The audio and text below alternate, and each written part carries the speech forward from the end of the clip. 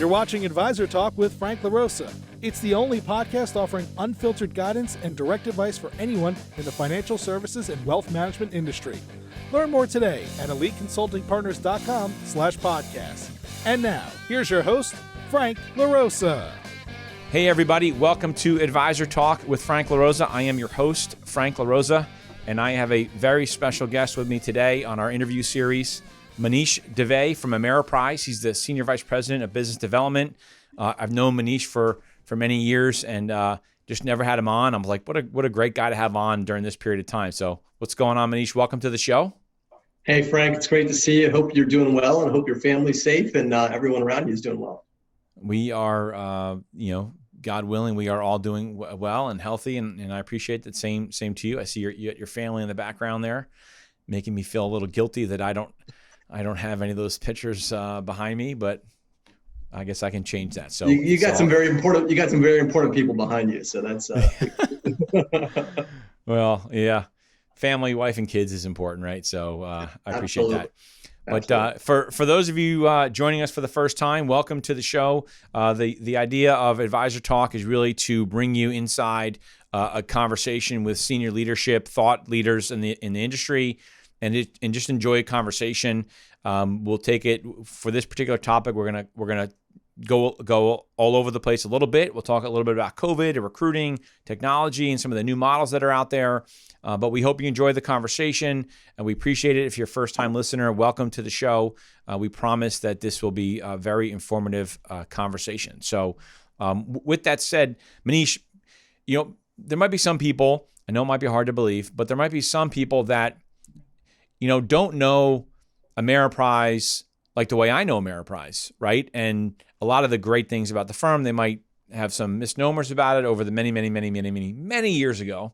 And so without sort of going back to, grade school, maybe let's just start our conversation with giving us a sort of a 10,000 foot level of Ameriprise and the evolution, at least maybe over the last 10 years, because since I've been working with Ameriprise, that's where I've seen some of the biggest evolution. And then we'll get into some of the Q&A stuff.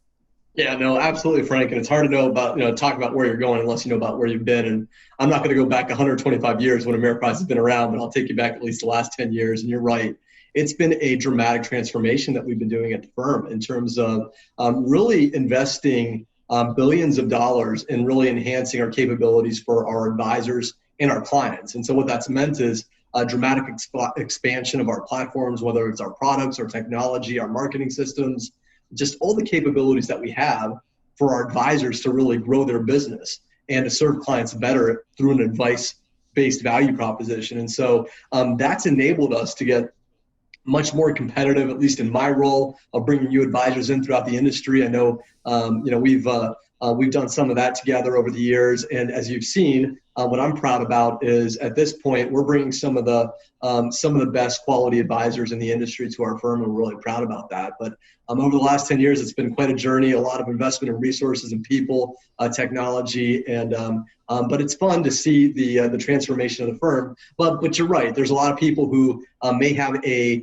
view of what Ameriprise was 15, 20, 30 years ago. And when they really come and spend some time to check out the firm, learn the story, meet the people, they kind of walk away realizing that their perceptions were very different than the reality. So for those of you that may not know, and in my past, when I work with financial advisors and we bring up the idea of exploring Ameriprise, we get some pushback, but only because of what they thought they knew from like 20 years ago, right? And what we usually tell people is, look, give them a chance. You should see their technology, and we'll get into some of the technology in a little bit because it's outstanding.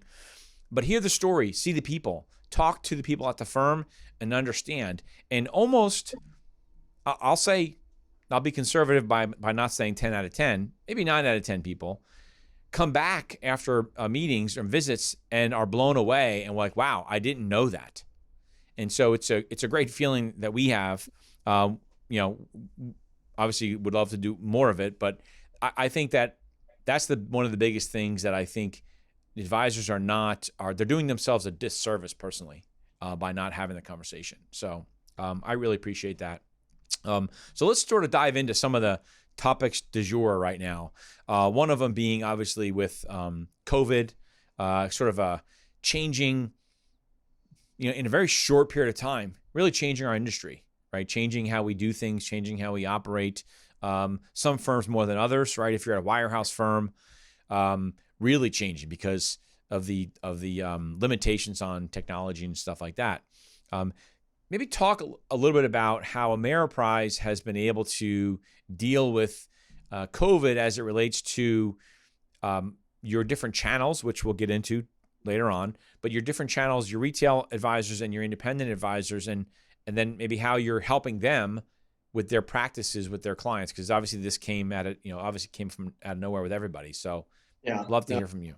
Yeah, no doubt, Frank. And I would love to be able to say that we were, we're planning for a pandemic, but we clearly did not know that this was coming. And like most people, had to adjust very quickly. Yeah, when the CDC guidance came out around social distancing in kind of mid-March, our executive team made the decision over the weekend that we were going to go 100% virtual. And by, probably by Tuesday of the following week, 98% of Ameriprise was running virtually. And so whether it's our W-2 financial advisors who affiliate to one of our 135 branches across the country, or our 1099 advisors, they've always been equipped with laptops, both the advisors, the staff. It was, as simple as taking out, your laptop and making sure that was home, and then making sure your home environment was working. But as I mentioned earlier, from the billions of dollars of investments that we've made in technology, we've already been working with clients in a virtual setting. And so doing Skype meetings or WebEx meetings was something that we were very accustomed to, having that technology. Now, we went from probably lower utilization to much higher levels of utilization, because that's the way we had to do business. And advisors, obviously, during those weeks, right through March and early April, when the volatility was the heaviest, those systems got put to the test, but they came through with really flying colors. And when I was talking to some of my friends and colleagues at other firms, it just wasn't the case. And so what I think we saw was, the utilization of technology really increased dramatically for both advisors and clients. And so we could talk more about it in terms of response we've gotten from clients. I just got a report the other day where we've seen an increase of clients using our client app by 70%, and the web traffic up like by 50%. During the mid-March to kind of the summer timeframe. And so it's now, to me, it's all about one, you got to have the capabilities and the tools and technologies out there. It's just now the utilization is what we're seeing, just kind of going off the charts. Right. So why don't we stay out? We'll jump around a little bit, and why don't we stay on technology then for a minute, which we were going to talk about. But a lot of your technology, and this is one of the things that I will say 10 out of 10 times an advisor engages with Ameriprise that they're shocked with, and that is the technology that you have and the advisors have at their fingertips. And I agree with you that before COVID, to say that we offer Skype or Zoom or whatever it is, it was like, okay, how is that going to help my business, right? But ask advisors that are at firms like Morgan Stanley, where they weren't allowed to do any of that stuff, and it took them a month to figure that out. That would really hurt them.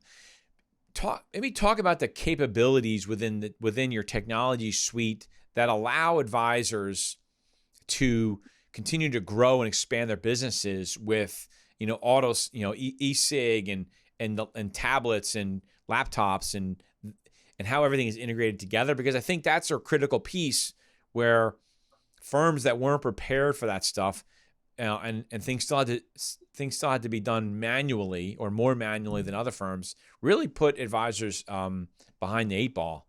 And what I have found is that advisors that have embraced technology during this thing have just been crushing it in terms of bringing on assets. So how have your advisors been using that technology? Maybe just talk a little bit about your technology suite.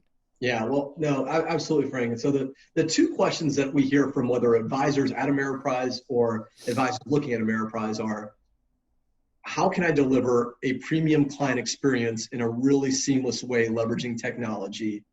And how can I run my business easier at Ameriprise? Those are the two kind of questions that kind of distill where it really comes from a technology standpoint. And when you kind of break that down, so let's think about it more from the running my practice standpoint. So running your practice means everything is up in the cloud. So all documents that you're working with your staff, your team, the home office, all the forms. When we say paperless, it's not like we're doing, filling out forms and then scanning them in and putting them in the cloud. Everything is done, paperlessly, digitally, and then stored up in the cloud, going right to the corporate office. And so whether, even simple things like when you submit an ACAT form or a new business form, we have a thing called status manager, where instead of advisors calling into the home office and saying, where is my format, just like you do when you're tracking a package or you buy something from Amazon, you actually have, you can click on a case number and find out exactly where it is, which is, a big improvement for the service experience for whether it's a staff or an advisor. If a staff person or an advisor has a question and they want to quickly chat with a service person, they can pull up on their desktop and just open up a chat box and do that, or they can reserve a time to kind of go and have, just like you would do if your iPhone broke and you needed to connect with Apple.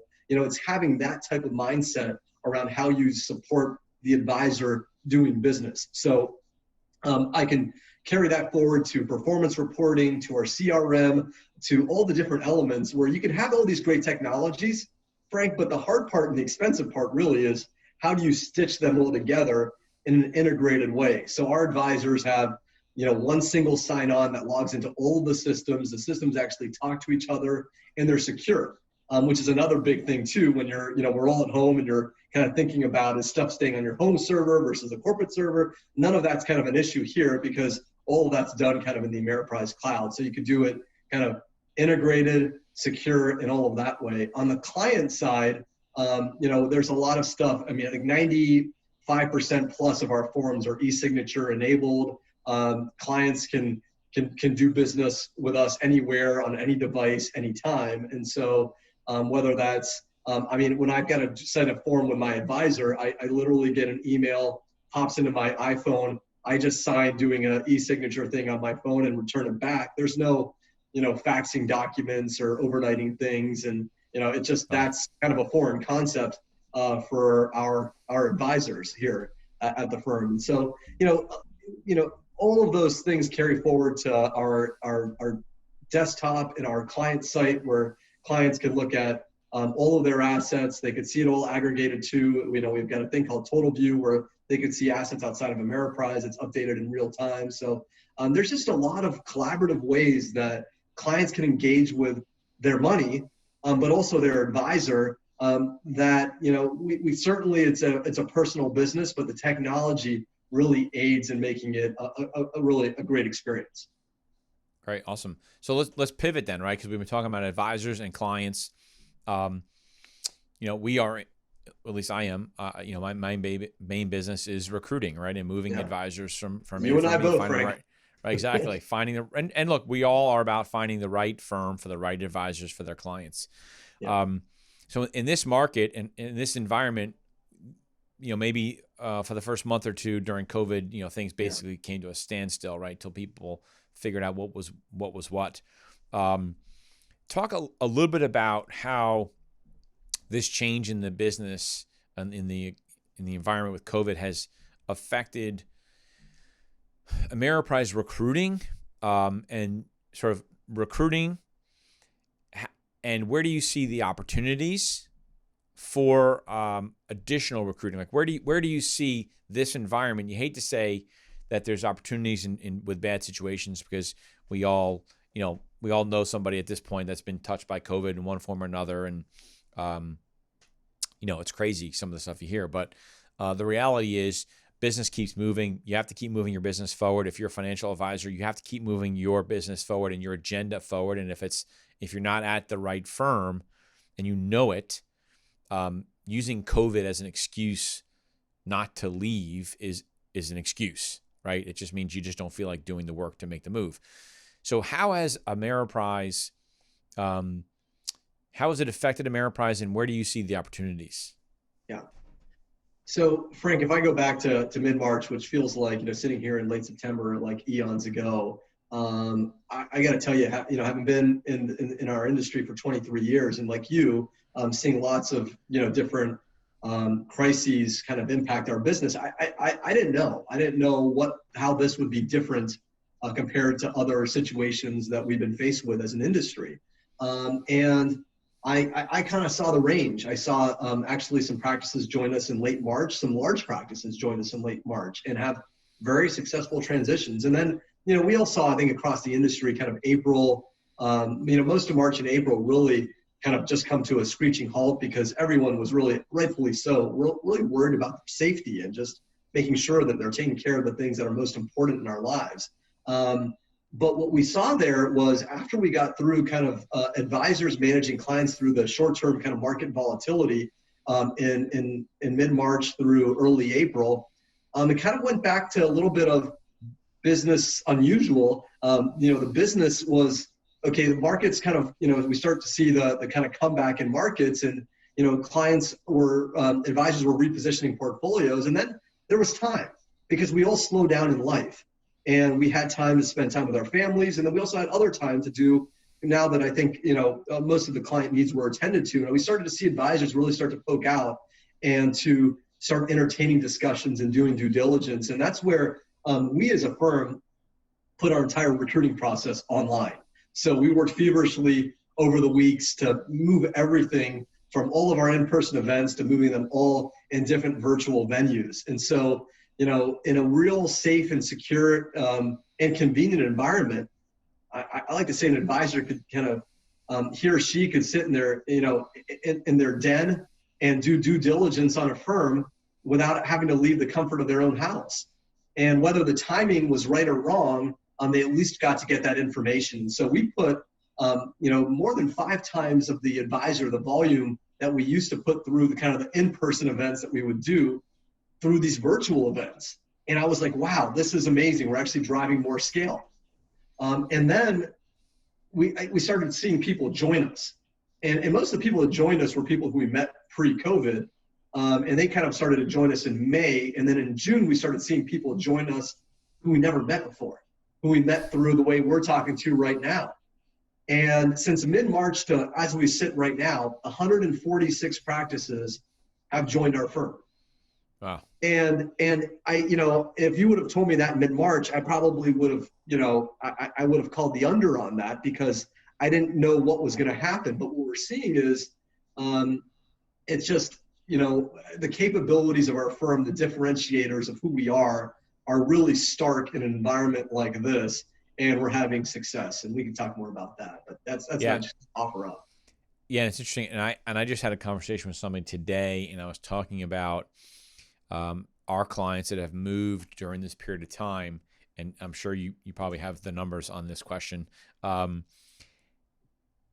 this is a leading question, but I know what the answer is already. So, because it's a general answer, it has nothing to do with Ameriprise necessarily, but although your transition teams are really good, have you seen an actual increase in the success rate of advisors moving their clients, not only with the number of clients, but the speed at which they transition their clients to your firm since yeah, COVID? Frank, the short answer is yes. And we've done a lot to benchmark actually how Ameriprise ranks in terms of the success of advisors moving assets and ramping up their business. And, we've been best in class in that for years as we've been benchmarking that with McLagan and other industry kind of sources. But what we've seen most recently, and no surprise here, is as you go through a crisis of any magnitude, advisors, especially the best advisors, stay very close to their clients. And that being said, when you're transitioning during this time, you're very close to your clients. Clients are all home or close to a phone right now. As we all know, there's a lot of limitations on travel. And so what we're finding is not only is, as I mentioned, there's great success in the volumes of people coming over, but the success of them being able to connect with their clients, tell the story of why they moved, why they joined a firm like Ameriprise, what we have to offer, and then back that up with real capabilities that clients are experiencing, is got not only clients really satisfied, but advisors satisfied as well. And so it's been really a nice win. And in fact, we recently just got a 96% satisfaction survey results back from clients, not just of advisors that moved, but in our total client satisfaction survey, which I think is another testimonial to the satisfaction that we're able to deliver and the experience that we're able to deliver for clients with our whole kind of integrated experience of giving clients, obviously, they know they're a great advisor, but really, surrounding that with great technology and a great experience. Yeah, great. Yeah, I actually, it's interesting that my experience so far with advisors, and we've moved a bunch of them during this period of time. The one thing that I don't think anyone anticipated is the fact that advisors can't go out and see the new client. So if you're an advisor listening to this and you're thinking about leaving, remember I said this. When you make a move, your accounts get divvied up to the advisors in the office, which aren't in the office anymore. They're spread out. Some firms are going back to the offices, right?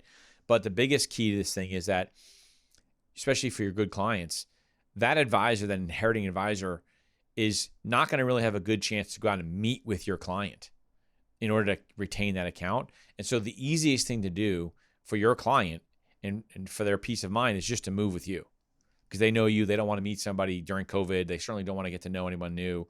And so that's where we're seeing a huge increase in success of transition. So let's pivot for a minute, for a few minutes. There's been a lot of talk about new models. I did an interview with Rich Steinmeier from LPL. I'm sure you know Rich. He's a great guy. It's a big industry, but a small street. Stewart Partners has a model that's sort of like supported independence, right? They have build out branches. LPL is going to build out this new employee model. And this will maybe give you a chance to sort of explain a little bit about what the models that Ameriprise has but how do you see Ameriprise sort of taking advantage of this new direction that firms are going in, and they're going in this direction because of a need, right? There is a lot of advisors stuck at big wirehouse type firms that just don't want to be there anymore, but they also don't necessarily want to go completely independent or to an RIA or something to that effect, right? They want something else, right? And so these firms are rolling out these new models, and there's different iterations of them. But maybe talk a little bit about how Ameriprise addresses some of those needs for those types of advisors, and really specifically talk about how your two different channels operate. Yeah, no, absolutely. It's actually been fun to watch the evolution of our industry over the last decade, and I'm a big fan of seeing other models come to market. And I've always said, Frank, to advisors that if you're thinking about making a move, never go to a firm that has one channel. It's just not the right place. And you need to have a firm that gives you flexibility. So it's a firm that you never have to outgrow. And we realized that many years ago here at Ameriprise. We know that there's a lot of advisors in the industry who really look for independence and want to be not just a great practitioner, but also want to be the proprietor of a business and a small business owner.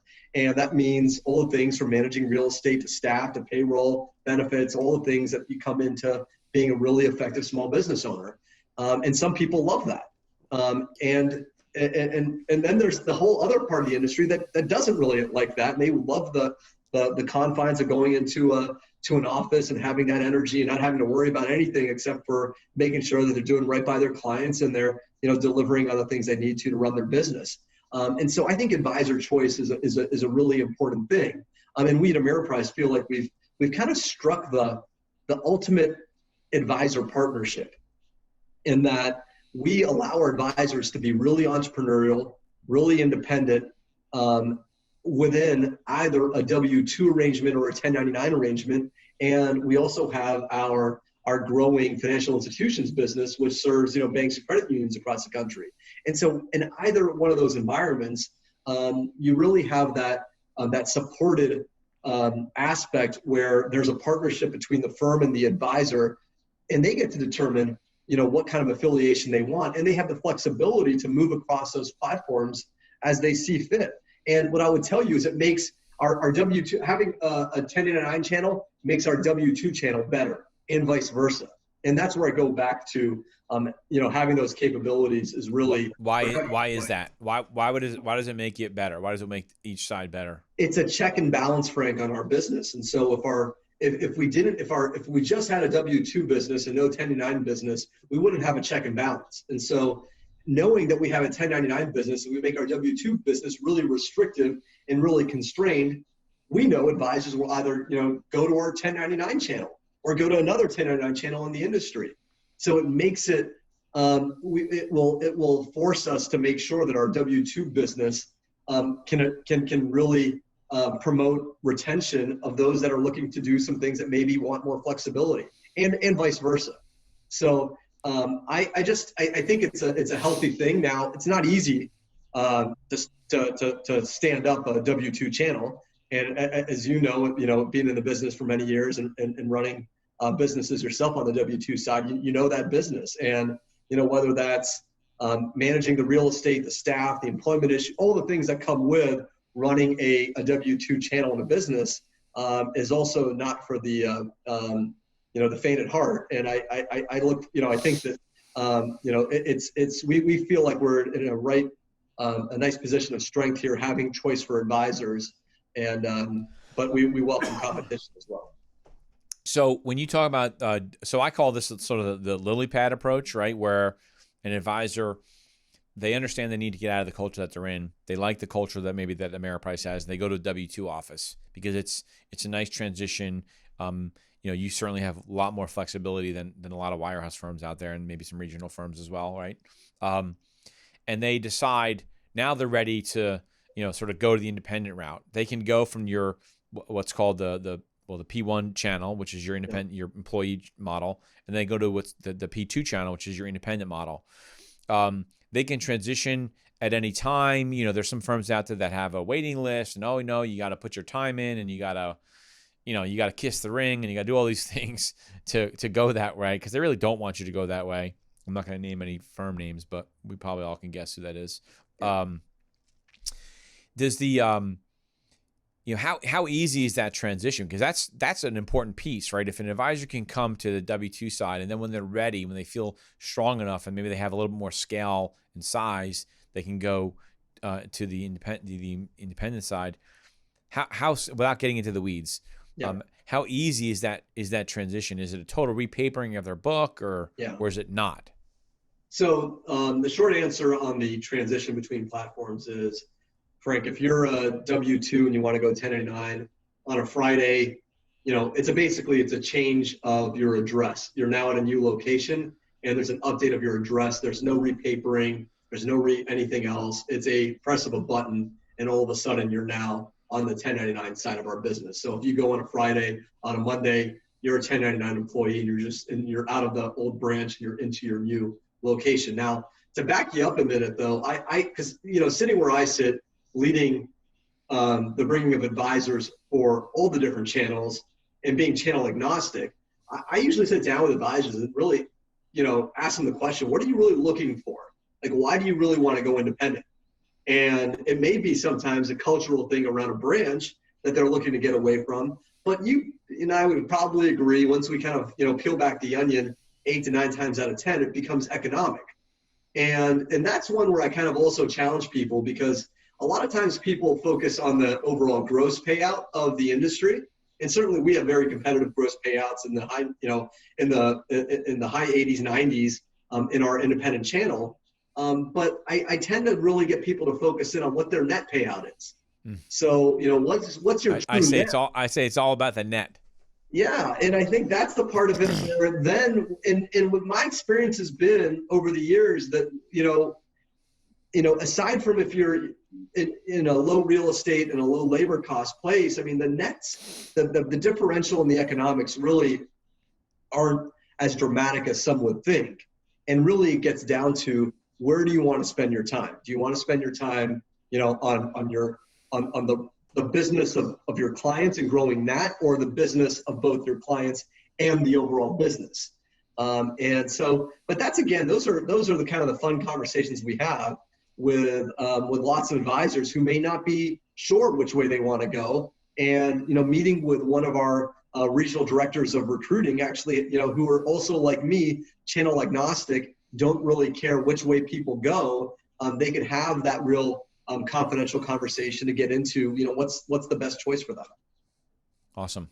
Great. So in the interest of time, I want to get to one final question, because it's a big bugaboo for me in the industry. And I talk to advisors about this all the time. And usually their answer is, oh, I don't have anything, or I didn't think about that, or whatever. Right.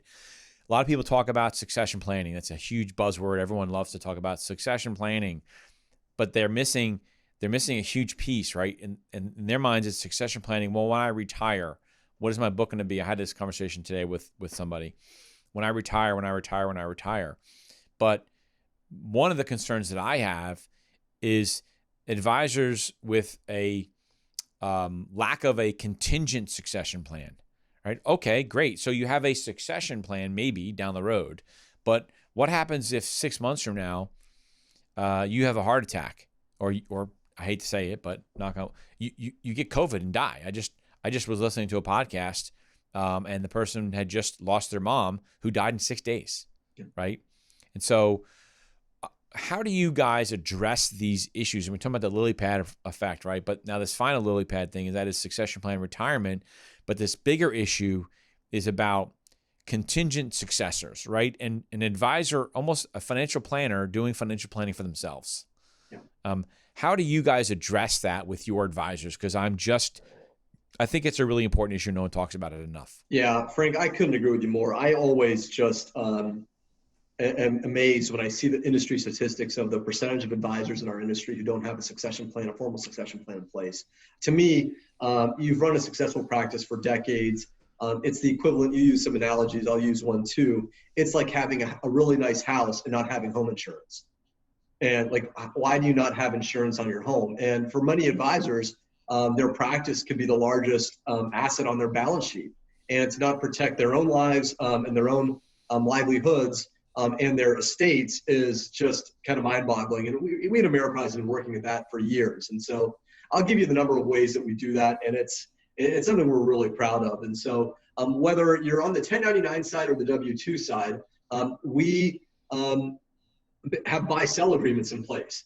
And in fact, if the advisor, if the advisor does not have a formal buy-sell in place, as long as they sign an agreement with a firm, we will then make sure that we will find the estate, because what happens if you don't have a buy-sell in place, then the multiple, starts dropping down like a rock very quickly, no matter what the circumstance is.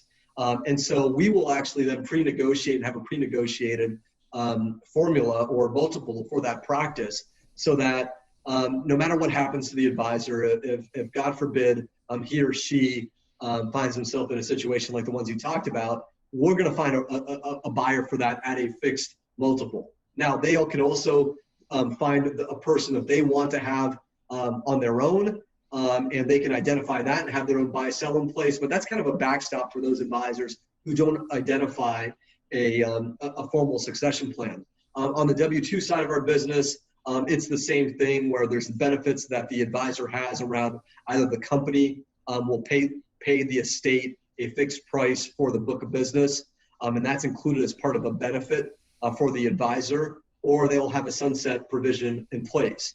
So, we also have a very aggressive practice acquisition program for outside practices. And that, as you know, if you've gone through the last 6 months, a lot of advisors that maybe were thinking about a time horizon of 3 to 5 years, that now may be like 3 to 6 months, because this pandemic has taken a lot of just, juice out of everybody. And, people are really exhausted. And, now that markets have kind of rebounded, we're back to, market highs.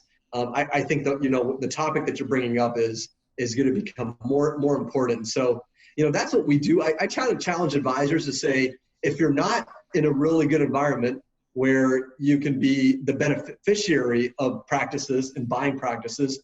You really think long and hard about where you're at. And if you're not in an environment where it's very conducive to set up a buy-sell agreement or to set up some type of a legacy plan, you really need to, start thinking about doing some due diligence on some alternatives.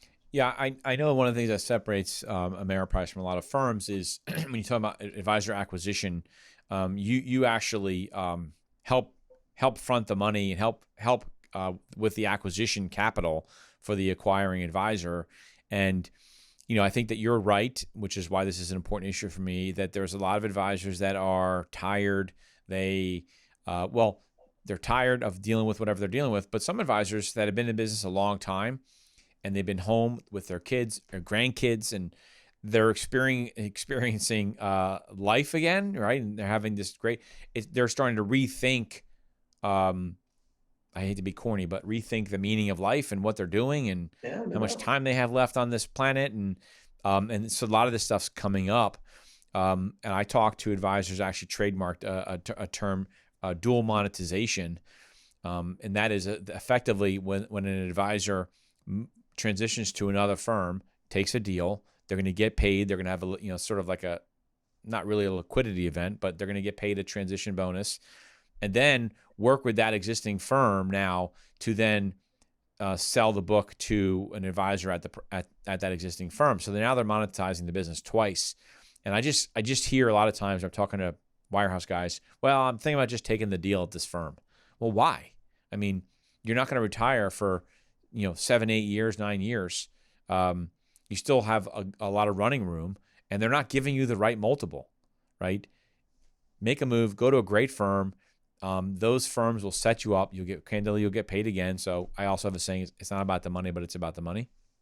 No doubt. I know, Frank. I think you bring up a really good, it's a smart vantage point, which is, if you are in the last 10 years of your career, obviously you want to think about how do you set your business up in the right place so that, I always call it the grocery store or the restaurant conversation. So when you see your former clients in the grocery store or a restaurant, you're going to be happy talking to them versus kind of looking to run the other way. And so you want to set them up in a really good place. But at the same time, you want to extract the value for your life's work.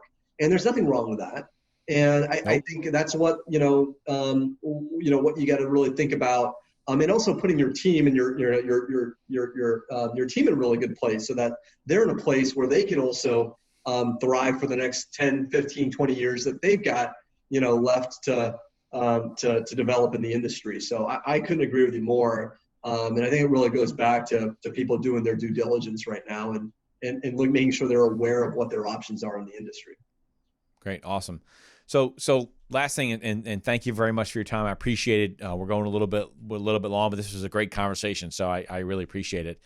And so in terms of talking about options, so if you had sort of any parting last words, and advisors listening to this podcast or watching us on YouTube, Advisor Talk with Frank LaRosa, and they're thinking about making a move, what would you say are the 2 or 3 points that an advisor should look and explore Ameriprise as their next destination? Yeah, no, Frank, great question. And I would have probably also offered up not just those advisors who are thinking about making a move, but even those that aren't. I would say, well, first off, there's no wrong answers here. And so there's a lot of people that are moving during this pandemic and they feel like they're, willing to kind of cross that bridge and move their business. And that's right. It works right for them. And there's a lot of people who believe that that's not right for them, and that's okay. So there's no kind of perfect answer on this. But what I do encourage people to do is do your due diligence. And, we all do have, and you said it, there's kind of, this pandemic has forced us to kind of slow down, think about what's important. But we also have a little bit more time than we used to have since, we're not kind of running to the next meeting, meeting somebody outside for a cup of coffee. And so the question is, what do you do for that time? And I do think that, sitting back and really assessing, your business plan and saying, where am I and where do I want to be and where can I, who can help me get there? I think that's a really valuable exercise. And you can, sit at home and actually do due diligence, learn about other firms and offerings. And in my years of doing, being in this business, I can basically distill it down to a simple equation, Frank, of making a decision to move. There's 2 variables in this equation. There's the value proposition. There's like what's Ameriprise and what makes us different compared to every other firm. What's our culture like? What are our financials? What are our capabilities, our technology, our products? All of the things that I would say make Ameriprise different. And then there's the economics. What's the total economic package? What's the payouts? What's the transition? What are we going to do ongoing? And there's got to be the right balance there. And so, it's just like if you were an advisor, or when I was an advisor and someone came into my office and they said, Manish, wow, you're going to do all these things for me, but you're going to charge me 3%. That's not the right balance. But they said you're going to do all these things and you're going to pay a really fair asset management fee. That feels like a really good value for what I'm going to get. And I think that's where, if advisors are just thinking only about economics, then they may shortchange themselves on the capabilities of what they may get out of the industry. And if you're just thinking about industry and culture and capabilities, but you're feeling like you're getting shortchanged on economics, that's not a really good, balance either. At Ameriprise, we're trying to strike that right balance where we feel like we've built, like I said, that ultimate advisor partnership where we can deliver a great premium client experience for their clients, deliver them to run a really efficient and effective practice, and then on the other side, be able to be very competitive when it gets to the economics. And we feel like that equation is leading to kind of a winning hand. And we appreciate the partnership, Frank, and the time that you gave us here today.